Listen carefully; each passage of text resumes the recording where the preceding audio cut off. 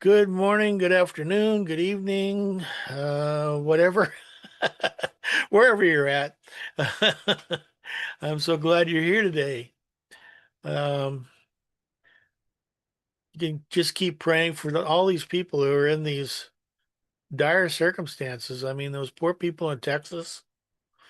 We've got had big floods here in North Carolina, and just some interesting weather stuff going on.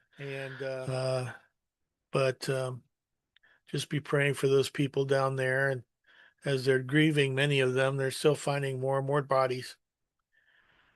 Well, today we are moving on in the teachings of Jesus in the Gospel of John to a lesson entitled The Vine and the Branches. And it's from John 15, 1 through 12.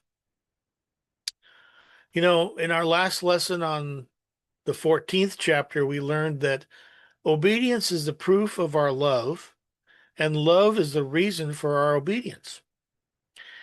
Jesus spoke the words recorded in chapters 13 and 14 in the upper room, where he had eaten the Last Supper with his disciples. The 14th chapter ends with Jesus saying to them, "Come now, let us leave." So they began walking from the upper room to the Mount of Olives. As they walked, they passed various kinds of vegetation. Of course, there were olive trees there because, that's what the Mount of Olives was named for. But I'm sure there were also vineyards, and Jesus used what they were seeing to illustrate the principles he wanted to teach. So let's read our passage. Turn with me to John 15, 1 through 12. I am the true vine, and my Father is the vine dresser. Every branch in me that does not bear fruit, he takes away, and every branch that bears fruit, he prunes, so it may bear more fruit. You are already clean because of the word which I've spoken to you. Remain in me, and I in you. Just as the branch cannot bear fruit of itself, but must remain in the vine, so neither can you unless you remain in me. I am the vine, you are the branches. The one who remains in me and I in him bears much fruit, for apart from me you can do nothing. If anyone does not remain in me, he's thrown away like a branch like a branch, and it dries up, and they gather them and throw them into the fire, and they're burned. If you remain in me and my words remain in you, ask whatever you wish, and it will be done for you. My Father is glorified by this, that you bear much fruit, and so prove to be my disciples. Just as the Father has loved me, I have also loved you. Remain in my love. If you keep my commandments, you will remain in my love, just as I have kept my Father's commandments and remain in his love. These things I've spoken to you so that my joy may be in you and that your joy may be full. This is my commandment, that you love one another just as I have loved you. So who is the gardener, the vine, and the branches? Well, Jesus begins by identifying the gardener, the vine, and the branches. The gardener is God the Father. Why does a gardener have a vineyard? Well, the only purpose for a vineyard is the production of fruit. A vineyard that produces no fruit, it's worthless. Each vine that produces no fruit is worthless. And each branch in each vine that produces no fruit is worthless. God created this world, his vineyard, for a purpose. First of all, Christ is the fruit-producing vine. He has many branches, but not all are fruitful. I don't believe that anyone is a true branch who does not commit to Jesus as Lord and live as his faithful disciple. Number two, what happens to the branch that bears no fruit? The gardener cuts it off. Why? Because it's of no use since it's not fulfilling its purpose. We were created and redeemed for a purpose. If we don't fulfill it, the Father has every right to cut us off. Number three, what about the faithful branches? The gardener just leaves them alone, right? No. He desires the most fruit possible, so he prunes the faithful branch to produce more. Is this because God is greedy? The one who created us knows that our greatest joy and his greatest glory is to produce bushels of fruit. 1 or 2 grapes aren't enough. It doesn't satisfy our heart's desire or God's plan and glory. What kind of pruning does a father do? Well, he cuts away dead and dying twigs that are in the way and hinder the production of fruit. And it hurts. We don't like to be pruned. We'd rather have him leave us alone in our half-dead condition. But he wants the best for him and for us. This is the purpose of his discipline. Hebrews 12:10, for they disciplined us for a short time, talking about our parents, as seemed best to them, but he disciplines us for our good, so that we may share his holiness. The branches are already clean. They've been cleansed by the washing of the word. John 13:10. Jesus said to him, he who has bathed needs only to wash his feet, otherwise he's completely clean. And you are clean, but not all of you. The word washes over us, brings to us, bringing a repentant heart, cleansing, healing, comfort, and often pruning. But the next point is remain in me. What's the primary responsibility of the branch? Well, producing fruit is actually secondary. No branch even has a chance to bear fruit unless it remains in the vine. Number 1 is remaining. In 6 verses, Jesus uses the word remain 11 times. So it's pretty obvious that he wants us to get the message. The branch is concerned only with location, abiding or staying attached to the vine. The vine's one concern is to bear fruit. The branch will bear fruit if it's constantly abiding in the vine. If we're being told to remain, it becomes obvious that, guess what? Apparently, it's possible for us to not remain or to leave. The Lord, who did not force us to be branches in the first place, will also not force us to remain as branches. That's not how the Lord works. The enemy is the one who forces people to do things, not the Lord. He gives us a choice.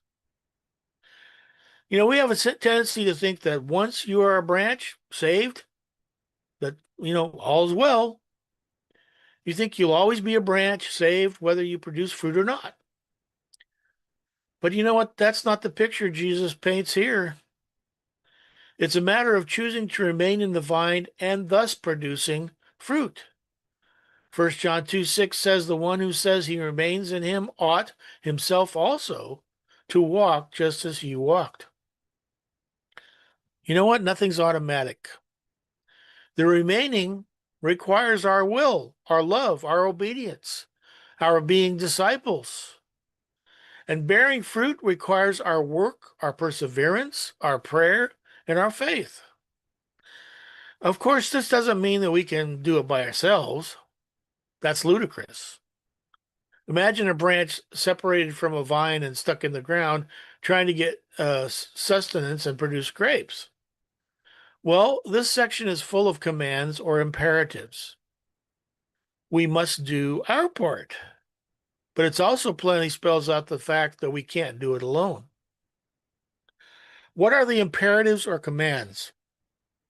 Remain in me, remain in my love, love each other as I have loved you, love each other, etc. We are to do our part. What is his part? No branch can bear fruit by itself. It must remain in the vine. Apart from me, you can do nothing. This is such a clear picture of our relationship with the Lord. We have to make the effort to remain in Jesus, who is the source. There's no way that we can be fruit-bearing otherwise. Neither can you bear fruit unless you remain in me. These days, there's a lot of so-called fruit being produced that when carefully examined will be revealed as actually rotten or an imitation of the real thing. The true vine, who is Jesus, only produces good and wholesome fruit. Once again, Jesus says he is the vine. He's the source of all life. In fact, he is life. Without him, there is no life, whether physical, spiritual, eternal. Jesus clarifies the relationship when he says, you are the branches. Branches must be attached to the vine to even be called branches. They're totally dependent and submitted to the vine. They have no life in themselves. They have only the life of the vine flowing through them. Now, Jesus goes back to his theme of remaining. If a man remains in me and I in him, he will bear much fruit. This is a strong but conditional statement. There is the conditional if. This always indicates that there is also an if not. The relationship has to be one of remaining. We have to remain in him, and he has to remain in us. Revelation 2:10 says, do not fear that you are about what you are about to suffer. Behold, the devil is about to throw some of you in prison so that you will be tested, and you will have tribulation for 10 days. Be faithful until death, and I will give you the crown of life. You know what, folks? We need to be praying for many, many Christians around the world right today as we speak, who are being tested, who are being persecuted and killed. We need to pray that they will remain faithful to the Lord and that they will be a witness to their persecutors. Now, is it possible that Jesus may choose not to remain in us? What? I think it is. It's something like the salvation that Christ has made available to the whole world by his death. But the large majority of people will never be saved because they're unwilling to repent of their sins and submit to him as their Lord. If we choose not to remain in him, I think he will then choose not to remain in us. Those are scary words that Jesus spoke to certain people. He said, I don't know you. I never knew you. They indicate this awful possibility. So what happens to one who doesn't remain? First, Jesus doesn't remain in him. Second, he becomes trash, no longer a branch of the vine, but now a stick that's thrown away, withers, is picked up, and used as firewood. This is the same picture that we had of the salt that loses its saltiness in Matthew 5:13. You are the salt of the earth, but if the salt has become tasteless, how can it be made salty again? It's no longer good for anything except to be thrown out and trampled underfoot by people. Now, there's another conditional statement. It says this, if you remain in me and my words remain in you. Remaining now becomes a matter of more than just being connected. It includes obedience to his words out of love for him. The one who remains and obeys is given a wonderful promise. Ask whatever you wish and it'll be given you. Is this a promise to use selfishly as third waivers use it to get anything they want from God? Well, that's impossible because it's given only to those who remain and obey. To use God to get what you want is the opposite of remaining and obeying. To be selfish goes against all that Jesus taught us in his words that we are to obey. What's God's purpose in giving us whatever we ask? Well, so it's that he might be glorified by our bearing much fruit, thus showing that we are true disciples. And what's a disciple? Well, according to Luke 14, a disciple is one who puts Jesus first before his loved ones and himself, carries his cross, and gives up everything for Jesus. Jesus now talks about love, but he's still emphasizing the importance of remaining. There's a lot of talk about love in this world, but very little remaining in that love. All you got to do is look around, folks. The emphasis is on what we can get from that love relationship. But is that love? Definitely not. Love gives because the other is more precious than himself or herself. A good illustration is my great aunt and uncle. We're married for 58 years, back while they're still around. Was it easy for them to be together all those years? My great uncle had Parkinson's disease and needed to be helped to do the simplest things. And my great aunt patiently waited on him, although she had crippled feet and ankles, which made it hard for her to walk. It's the commitment of true love that kept them together all those years. Selfish love is not love. It's selfishness. So those who advocate getting something out of God by prayer or faith or word of faith don't love God at all. They love themselves. Here Jesus states the fundamental fact: as the Father loved me, so I have loved you. How does the Father love the Son? With complete and eternal commitment as an extension of himself. How does the Son love us? In exactly the same way. He commits himself to us, who are the extension or branch of him who is the vine. And how does the Son demonstrate his love and commitment to the Father and to us? Well, he died for us at the bidding and plan of his Father. How do we demonstrate our love for the Father and the Son? We are to obey God's commands and do his will till our death. The problem with even true love is that we can lose it. We can stray away from it. We can be attracted to another love of a person or a thing. It's very possible to not remain in love. That's why Jesus very seriously commanded, remain in my love. Then he gives the formula for remaining in his loves. If you obey my commands, you will remain in my love. You know, this sounds rather harsh and legalistic, but actually it's not. John 14:15 says, if you love me, you will keep my commandments. The most complete and joyous obedience comes from a heart of love. True and deep love drives us to look for every opportunity to please the one loved. If he asks us to do something, we can't wait to do it just to please him. In case they didn't get the point, Jesus used himself as an illustration. Just as I have obeyed my Father's commands and remain in his love. If Jesus had chosen his own way in the wilderness temptation or in Gethsemane, he would not have remained in his Father's love. The relationship would have been broken and the entire world lost to the enemy. What will be lost if we don't remain in his love by obeying his commands? Heavy thought. You know what? I think we will. I believe those who intended for us to win or to help will be lost to us. How tragic that would be. You know, it's interesting that in this section of 8 verses that Jesus used the word command 5 times.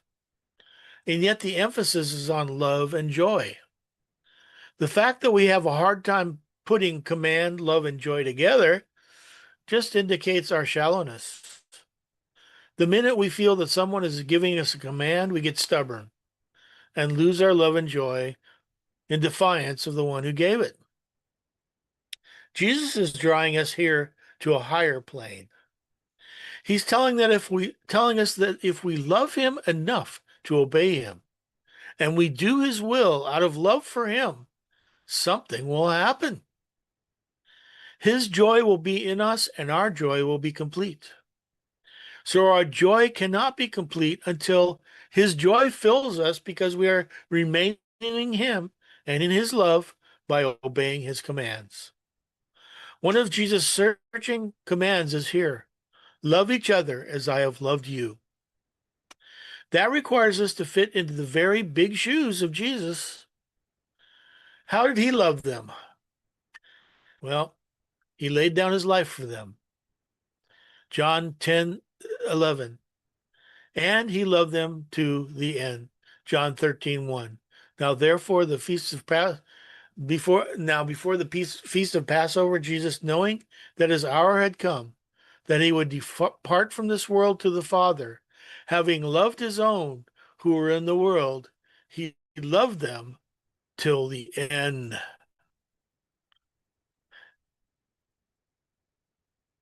That's what we're supposed to be doing. Love until the end. Can we do that? Well, I think that we can, but we need the Lord's help, obviously. There's no way we could do that on our own. Let's see, bringing up the gallery now and making it so you can unmute yourselves if you want to. If we have any questions, Cheryl brought up